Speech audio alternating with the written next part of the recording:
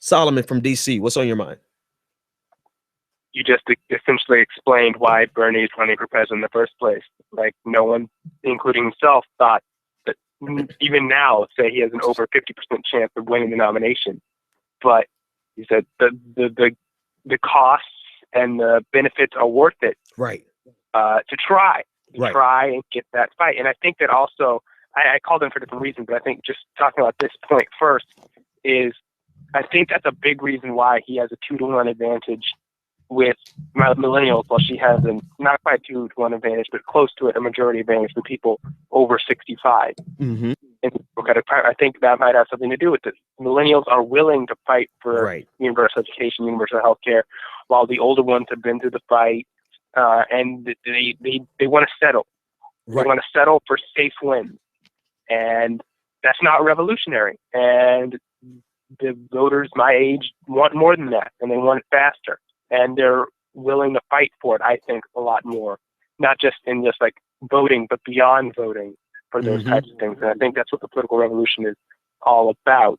I think he's not going to go into specifics about how he's going to pressure Congress, whether he gets the Senate and the House to turn blue or purple towards him or not. He's not going to get into details about that until he gets in the general election, because it's going to sound very radical, to be honest. Mm-hmm. But the reason I wanted to talk was first, just I saw you on the Dave Heckman show, which was I loved you guys' analysis on the polling surge Bernie is going through right now, and I wanted to get your opinion on maybe kind of a wager, but just your feel on South Carolina and Nevada with all this new information. The people on Reddit started doing the whole calculations, looking at past polls, and YouGov is essentially the only person polling South Carolina this entire race. Maybe one other person does it occasionally. They're the only credible ones. And it comes out the Wednesday of the third week of every month, except last month, December, because of the holidays. So the last poll we got was basically mid-November, and we should be getting one next Wednesday. What do you think that South Carolina poll is going to say? I think we're going to see a dramatic increase in Bernie Sanders. I don't think he's going to be in the lead by any measure yet, but I think he is going to start closing that gap just like we saw everywhere else. I think we can't underestimate the awakening of people to the reality of the Democratic establishment, or the fact that most of us, even people like me, let's just say for a second that I'm pretty much your standard church-going Black Democrat establishment kind of guy. As soon as we get a chance to think about the possibility of someone else other than Hillary winning in 2016, as soon as we get rid of this idea of, well, if nobody else is going to win, Hillary's going to win. As soon as we ditch the inevitability, we leave Hillary like that.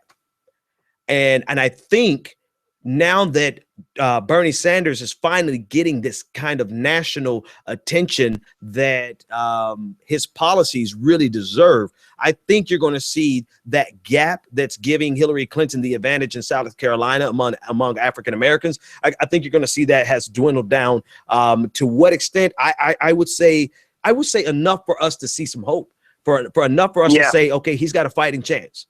So I think there's some cracks in that southern firewall already that a win in Iowa and New Hampshire could cause some growing gaps. And the last thing I wanted to say was just a quick thing about 2 articles that came out, I think, last night regarding your girl, Senator Elizabeth Warren, from one from Bloomberg, one from CNN, saying the same thing. Just quoting here: Senator Elizabeth Warren is facing growing pressure from Senate Democrats to get behind Hillary Clinton as the former Secretary of State suddenly finds herself struggling to keep pace with Bernie Sanders in early primary states. In interviews with CNN, Democratic senators are grumbling over Warren's refusal to pick a side, arguing that the populist liberal firebrand could help unite the party behind Clinton, who they believe represents their only chance of winning the White House. And they would specifically be Senator Claire McCaskill. Yeah, exactly. Will, thanks so much for the call, man. No problem. All right.